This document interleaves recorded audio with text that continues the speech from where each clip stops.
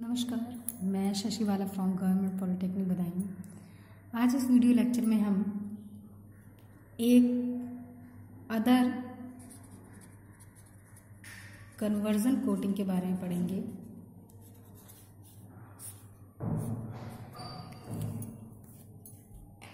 Conversion coating मैंने आपको पिछले वीडियो में बता ही दी थी कि कन्वर्जन कोटिंग आपका एक केमिकली अप्लाइड ट्रीटमेंट है और ये बेसिकली आपका 2 टाइप्स का होता है। वैसे तो आपके डिफरेंट टाइप्स के कन्वर्जन कोटिंग इंडस्ट्रीज में यूज़ की जाते हैं, लेकिन जिसे हम सबसे ज़्यादा या फिर जो आपका कॉमन यूज्ड कन्वर्जन कोटिंग है वो आपका आयरन फॉस्फेट कोटिंग और दूसरा था आपका जिंक फॉस्फेट कोटिंग। तो आयरन फॉस्फेट कोटिंग में आपको बता चुकी हूँ। अब आज हम इस वीडियो में बात करेंगे जिंक फॉस्फेट कन्वर्जन कोटिंग। इससे जस्ट जो पहले कन्वर्जन कोटिंग थी आपकी आयरन फॉस्फेट कन्वर्जन कोटिंग, उसमें हम आयरन को डिपॉजिट करते हैं, जबकि यहाँ पर हम जिंक को सरफेस के ऊपर डिपॉजिट करेंगे। आयरन फॉस्फेट कन्वर्जन कोटिंग हमारी नॉन क्रिस्टलाइन कन्वर्जन कोटिंग थी, जबकि आपकी जो जिंक फॉस्फेट कन्वर्जन कोटिंग होती है वो कैसी होती है, क्रिस्टलाइन कन्वर्जन कोटिंग। तो ये आपकी क्रिस्टलाइन कन्वर्जन कोटिंग होती है, जिसे हम मोस्टली नॉन फेरस सब्सटेंस जैसे आपका स्टील है, इसके लिए हम इसे सबसे ज़्यादा यूज़ करते हैं। तो स्टील की सरफेस पे ये जो आपके जिंक फॉस्फेट कन्वर्जन कोटिंग जो अप्लाई की जाती है, तो ये कोटिंग आपकी स्टील की सरफेस पर केमिकली अडेयर हो जाती है, जिससे क्या होता है कि आपको स्टील के लिए एक प्रोटेक्टिव लेयर मिलती है, एक हाई एडेशन प्रॉपर्टी वाली लेयर मिलती है, जो उस अपने ऊपर टॉप कोट को अच्छी तरह से अडेयर कर लेती है। तो इसके बाद जो हम बात करेंगे कि जो आपकी कन्वर्जन कोटिंग है, ये आपको आयरन फॉस्फेट कन्वर्जन कोटिंग की तुलना में हाई या फिर सुपीरियर कोरोजन प्रोटेक्शन प्रोवाइड करती है।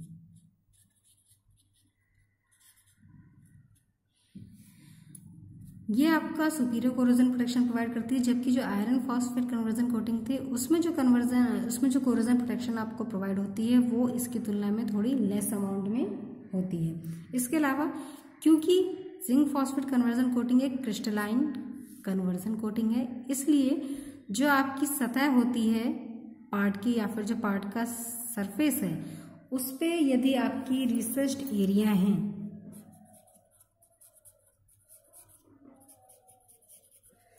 जैसे मान लीजिए इस तरह से आपकी कोई सरफेस है, यानी कि ये सब जो है आपके वो क्या है, रिसर्च्ड एरिया है। तो इन्हें फिल करने के लिए, क्योंकि आपका क्रिस्टलाइन कोटिंग होती है, तो जब हम इसे अप्लाई करते हैं तो जितने भी आपके रिसर्च्ड एरिया हैं, तो ये क्या करते हैं, आपको एक यूनिफॉर्म लेयर प्रोवाइड करती है और रिसर्च्ड एरिया में अच्छी तरह से इसके पार्टिकल्स क्या होते हैं, स्टिक हो जाते हैं सरफेस के साथ, और रिसर्च्ड एरिया भी आपका फिल हो जाता है और आपको एक इवन थिकनेस मिलती है पेंट की। नेक्स्ट इसमें हम बात करेंगे कि जो आपका कोरोजन प्रोटेक्शन है वो यहाँ पर सुपीरियर इस वजह से होता है क्योंकि यहाँ पर आपके जो पार्टिकल्स होते हैं वो क्रिस्टल फॉर्म में होते हैं, और आयरन फॉस्फेट कन्वर्जन कोटिंग की तुलना में यहाँ पर आपकी जो लेयर बनती है वो क्रिस्टलाइन होने की वजह से थोड़ी थिक बनती है, जबकि आयरन फॉस्फेट कन्वर्जन कोटिंग में हमारी जो लेयर बनती है वो कैसी बनती है, थिन बनती है, यानी कि पतली, और इसमें थोड़ी सी आयरन फॉस्फेट की तुलना में थिक बनती है।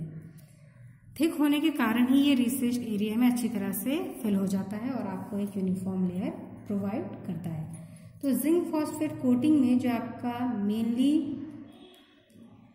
इंग्रेडिएंट्स जो आपके इंक्लूड होते हैं वो इंग्रेडिएंट आपके इस प्रकार हैं।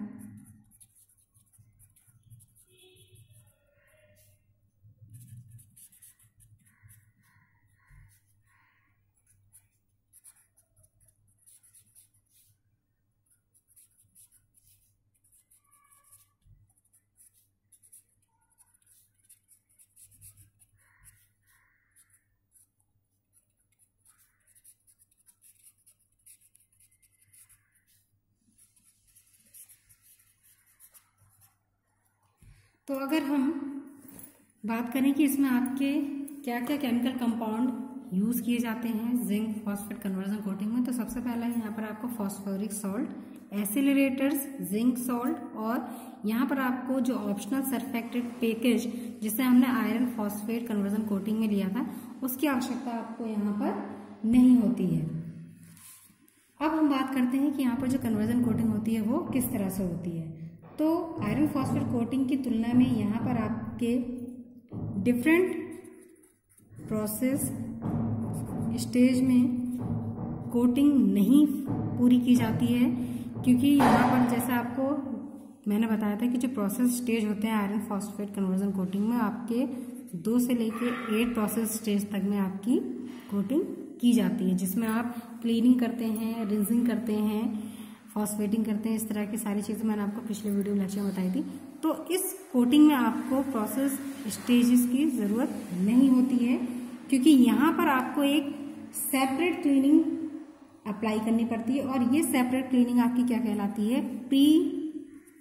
Zinc conditioning stage. ये आपका आयरन फॉस्फेट के लिए होता है, और ये जो प्री जिंक कंडीशनिंग स्टेज है ये आपकी एक अलग क्लीनिंग टेक्निक होती है, जिसे हम सिर्फ जिंक फॉस्फेट कन्वर्जन कोटिंग में ही इस्तेमाल करते हैं। इसे आप एक्टिवेटिंग भी कह सकते हैं। ये जो आपका प्रोसेस होता है ये आपका एक्टिवेटिंग भी होता है, या फिर आप इसे ये भी कह सकते हैं कि जो एक्टिवेटर्स फॉर्म करना होता है इस स्टेज में वो भी आपका एक्टिवेटिंग ही कहलाता है। इसके अलावा जो जिंक फॉस्फेट सोल्यूशन होता है यहाँ पर वो आपका सोल्यूशन कंटिन्यूस स्लज फॉर्मेशन करता है, बिकॉज इट इज क्रिस्टलाइन। तो यहाँ पर आपके स्लज फॉर्म होते हैं, क्योंकि अगर आप कोटिंग के बाद इसे रिंज आउट करते हैं तो रिंजिंग करने के साथ आपके मेटल पर जो ये क्रिस्टल्स होते हैं ये क्या होते हैं आपके सोल्यूशन में मिक्स हो जाते हैं, जिससे आपका स्लज फॉर्मेशन होता है। और ये स्लज आपके सरफेस पे ड्राई होने के बाद, अगर आप सरफेस को ड्राई करते हैं रिंजिंग के बाद, तो ये स्लज जो आपके सोल्यूशन में मिक्स हो जाते हैं, तो ये स्लज क्या होते हैं आपके पार्ट के सरफेस के ऊपर अडेयर हो जाते हैं, जिससे आप जब सरफेस को यानी पार्ट को जब आप ड्राई करते हैं तो उस पर ये क्रिस्टली फॉर्म में आपको दिखाई देते हैं, जिससे क्या होता है ये अपने ऊपर होने वाले टॉप कोटिंग के बीच में इंटरफेयर प्रोड्यूस करता है। तो इंटरफेयरिंग होने की वजह से आपको गुड एडहेशन नहीं मिलता है, और जो कोरोजन प्रॉपर्टीज मिलनी चाहिए यानी कि जो कोरोजन रेजिस्टेंस प्रॉपर्टी मिलनी चाहिए वो भी आपको पुअर मिलती है। इसलिए जो आपका स्लज फॉर्मेशन होता है इसे कंटिन्यू हमें रिमूव करना होता है। तो स्लज फॉर्मेशन को रिमूव करने के लिए हम यहाँ पर स्लज फॉर्मेशन सिस्टम का यूज करते हैं, जो क्या करता है जैसे जैसे आपकी रिंजिंग होती रहती है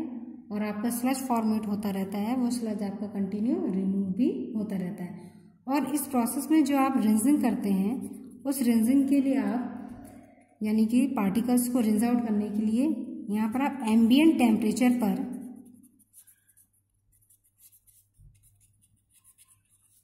टैप वाटर का इस्तेमाल करते हैं,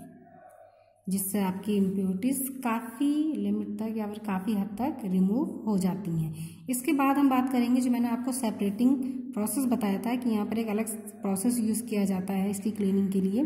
तो वो थी आपकी एक्टिवेटिंग। नेक्स्ट टॉपिक में हम एक्टिवेटिंग के बारे में बात करेंगे।